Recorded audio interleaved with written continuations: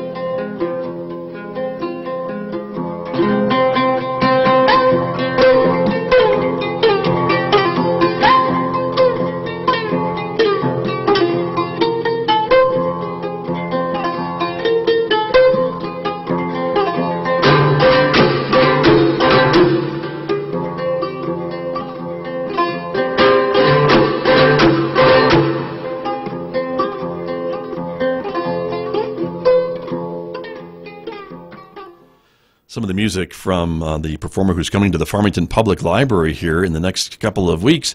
That is Rahim Alhaj performing with his musical instrument, the oud, which again is one of those old ancient musical instruments from the Middle East, and it's been played for 5,000 years or more. Yep. And Anna France is my guest here this morning in our visual radio studio, and Mr. Alhaj is coming to the Farmington Public Library for a free performance on January the... It is January 24th, so Thursday, January 24th at 6 p.m. Okay. Yes.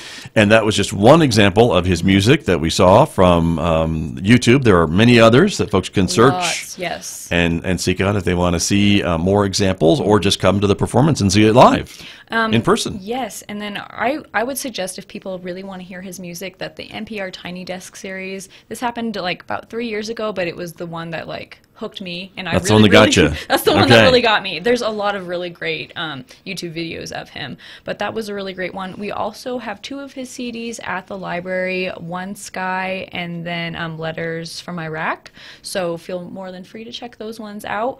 A lot of times too, people will notice that he performs with a string trio. So sometimes he's by himself, sometimes he's with the trio. So what's he doing when he's here at the library? By himself? Okay. Gotcha. Yeah, but still, it's really great to hear how he interacts with other people, and he's just a lovely person to talk to. I mean, it's beautiful that after all of the crazy, terrible experiences that he has gone through, that he's literally one of the nicest people I've ever talked to. Amazing, so, right? Yeah. And let's talk a little bit about that, because again, his life has been well documented, and he may talk a little bit about some of the things that brought him to the United States. But he grew up in Iraq.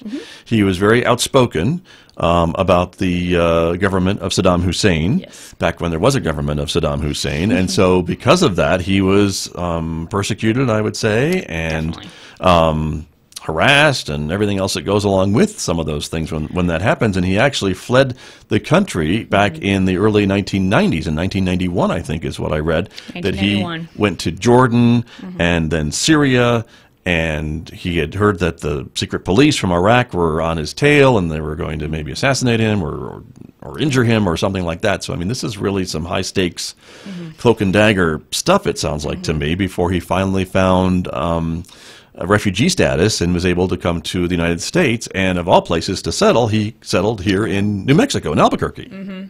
And that's part of his story that he will share, probably, right? Oh, yeah, definitely. So we do say it is a family event, but there may be some topics that you may want to talk about with your children before coming ahead of time.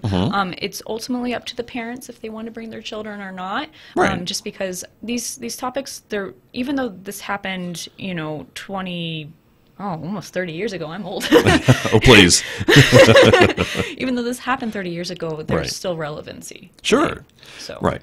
And I don't think he's going to dwell on that part of his life, but as it relates to his music and musical instrument that he'll be playing and performing, I think it probably adds to his performance. Absolutely. I think it's vital to understand at least a little bit of the political climate that he grew up in while he composed these songs, because he ended up writing protest songs of the Saddam Hussein regime, and that's what ended up getting him. But so his music is extremely pivotal. And I had read in, I believe it was an interview with a Santa Fe newspaper, where he was tortured, but he tried his best that they would not touch his hands, because his hands produced the music that he loved so much. Yeah, it's going to be a very moving, inspiring event, and I'm really, really looking forward to it. I'll probably cry a couple times, well, but it'll be hopefully happy tears. Hopefully, because things are good now. But yeah. Well, just an amazing example, I think, of how people are treated in other countries, and how people are I guess, motivated to find a better life for themselves and their family. And this is what he did, and there are other stories like that are happening even today. in our world. But he has come, and again, he is able to share his great love of music and his great love for this really ancient instrument, which is really fascinating when you see it, and when you see him with it. We'll show you a picture here, everybody, of, again, he is carrying, and he's calling. I think he's calling us on Skype, so let's see if we can do this live, and that can always be dangerous, everybody, so stand by. Let's see if Scott can figure this out. And we'll get rid of that, everyone. Let me put me back on camera, everyone, so you're watching me. And did you just hang up on him? I don't think I hung up on him, but I'll call him back if I did. But let's see. We'll keep talking about his performance, but we will call him back. He wants me to call him, so I will. So here we go. Stand by, everyone. Yay, good. And Anna, you can keep talking Oh, okay. a little bit about his performance. Yeah, absolutely. Hello. Oh, now we're... Hello, Mr. Alhaj. How are you?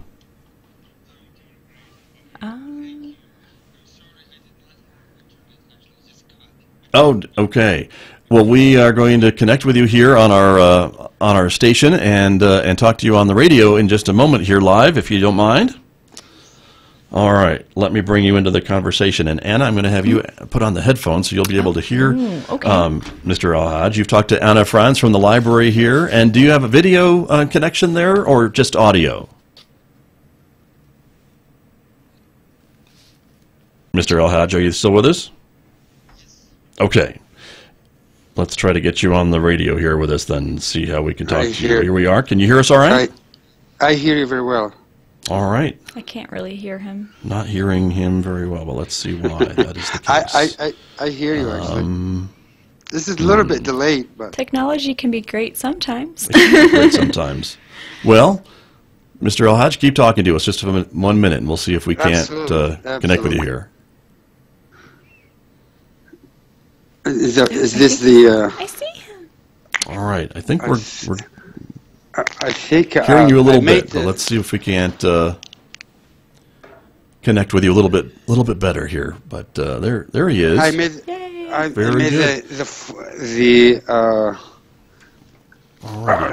the video, actually. It's like the picture is fine. Almost, I think. And let's see. There you are, and we see your instrument there. Oh, yay. He'll give us a little sneak peek. All right. Well, we have connected with you, Mr. Alhaj, so thank you very much. And I'll show that with our viewers. We are actually streaming you on our Facebook and YouTube channels, so that's why we were asking for the video. So now we've got the whole experience. So thank you very much, and welcome. So tell us a little bit about your performance that is coming up. We've talked a little bit about your life and a little bit about what brought you to, of all places, Albuquerque, New Mexico, but that's where you're speaking to us from this morning, correct? Yes. And tell us about your life now in Albuquerque. Oh, God. I live in heaven, I always say that. Wherever I travel, actually. And I talked about New Mexico as the best place ever in the planet. And that's where I connected so deeply and profoundly with New Mexico. And I have a wonderful friends and wonderful people, and I started my career, of course, all over again in the United States. But so far, I live, like I said, in the most beautiful place I have imagined one time in my life. So I'm really happy being in New Mexico. And be part of our home and culture in New Mexico. Very cool. And again, the musical instrument that you have with you, we've been talking about that, the oud. And when did you learn to play that? When you were a child? Yeah, when I was actually a very child. I was in the 2nd grade. And then it was by accident, actually, by my teacher. He used to bring his instrument to our class, and I was fascinated by the sound. And one time I asked him if I can just touch it. and he, Middle East and Arab world, the teacher is like a god. You can't talk to him. You can't face him, right? Right. And he said, sure. So I reached, I put my hand on this wood, and it's like so beautiful and soft, and it's like electricity came to my body. And I felt like I remember it so vividly when I remember this minute. I couldn't sleep that time because I was just happy. And 2 days or 3 days later, and I asked him if I could just touch it again, because the feeling was incredible. And he said, would you like to play it? I said, sure. I mean, this Iraqi oud is very big, and I was just, second grade. The oud is actually almost bigger than me. I was going to say, yeah. And so I imitated him, actually. I imitated him, and I put my right hand and so put my left hand in the fingerboard, and I did something. I'm not sure exactly what I did, but something like, and he just absolutely freaked out. Because you were a natural? Is that why he freaked out? It seems like that. It's like, what? How do you do that? I mean, like, you never touched oud before, you never have it, and how do you make that sound? And he started to teach me, and then he said, actually, this is yours, take it. Oh my gosh. Wow. And he said, well, bigger than me, I cannot take it home. And amazing. And he started, yeah, exactly. So he started to teach me, actually, it's like some basic things, because he's not a musician, he's an Arabic teacher. Right. Right. And so when he was teaching me like major and minor, and the next day I was just doing something absolutely freak him out again, and then he said, hey, I think you need a real teacher. And that's what started you on this path then, right? Exactly. And since then, and this is my life, and this is my entire life, actually. Right. As a musician, and I started with the best oud player and composer of the 21st century, Munir Bashir, and then I went to the conservatory, and by 13 I went they call it the international national youth composer in Iraq, which is a big deal, and since then, so this is the instrument that's been my life, and in fact I remember when I was in elementary school, since after a while, and I couldn't, always my instrument with me when I go to sleep, and one day I think I remember, I was tired, and I was talking to my instrument, I said, oh Habib, I'm really tired, I cannot practice right now, and because for 5 years I couldn't sleep without my instrument. I have to cover it every day, give it the first night, and my father was passing by and he heard me talking to my instrument, and he went to my mom and said, well, our son is insane, Oh, to do something about it. Uh-oh. Well, that helps you become such an amazing musician. He's talking to his instrument, Right. But how fascinating! And again, this instrument has become, as you said, a big part of your life now. You travel the world, right, performing, and you'll be coming here to Farmington. It's not part of my life. It's my life. It is your life. Fair enough. Point taken. And so, when you come to Farmington, what types of songs will you be performing for us? Are these songs that you have written, or traditional songs?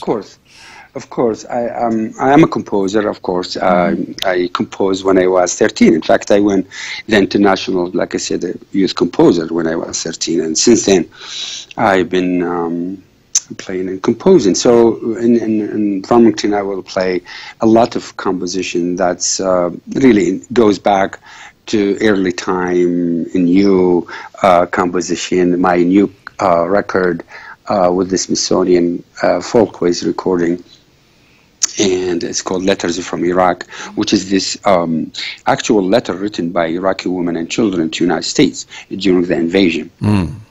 And I translated to music, basically. It's just real stories. And this is written for oud and string quintet, actually. And then I will play also my latest record with the Smithsonian also. It's called One which is Iranian santur, and Iraqi oud, and Palestinian. In fact, it was funny because when I started this project, I started it actually as it's called Axis of Evil, because when they banned these countries, I had North Korean clarinet and Iranian santur and Iraqi, which is that's the Axis of Evil. There you go. Right, that's right. And and then Smithsonian said, well, we can change it to that. So now,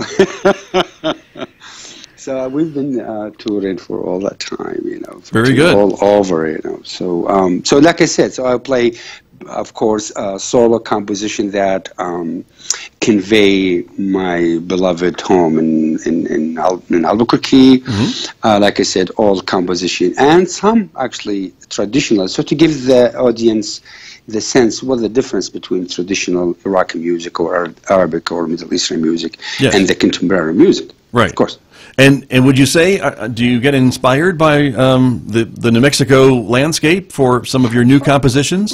Of course, I always, that. In fact, I composed several compositions about New Mexico. And there's one composition called Baghdad in New Mexico. And I compose a lot of music about it because it's like I said again, it's my home. It's of course. I live in my heaven, like really seriously. So like I said, and I have beautiful musicians I could collaborate with, from New Mexico's Philharmonic to of course string quartet to Otmar Liebert. Right. We have record together several years ago, and Robert Murabal from Native American. Right. And Taos. So I've been collaborating with all these phenomenal musicians, actually. Sure. David Filberg, he's the conductor. In fact, we did a lot of, and in fact, the record, the Letters from Iraq, I insist to be a New Mexican 100%. So I recorded it here, and I get all these musicians from New Mexico, James Holland, David Filberg, Alexandra, and so forth. So all these New Mexican, and we recorded it here actually. So okay, well, I'm proud of it. Wonderful. Well, Mr. Alhaj, I'm so thrilled that we were able to connect with you. I'm so sorry that we're out of time because the news is coming up here at the top of the hour, but we've been talking about your performance here with Anna Franz from the Farmington Public Library. Anna, thank you for being here. I'm so sorry. I'm so excited. I don't know why I said I'm so sorry. I'm so excited to be able to see you soon. And it's just going to be an amazing event. We're really looking forward to it. There you go. Mr. Alhaj, thank you for your time this morning and best wishes to you. We'll see you here in Farmington in a couple of weeks. Likewise. All right. Thank you very much. Have a wonderful day. Thank you so very much. Thank you, Rahim. That is Rahim Alhaj. He is going to be here at the Farmington Public Library very, very soon. Anna Franz, again, the date and the time? He'll be here on Thursday, January 24th at 6 p.m. All right. Wonderful. Very good. Thank you, everyone, and thank you for being here. Thank you, everyone, for joining us today. I'm Scott Michlin, and have a great Friday, everyone. This is KSJE Farmington.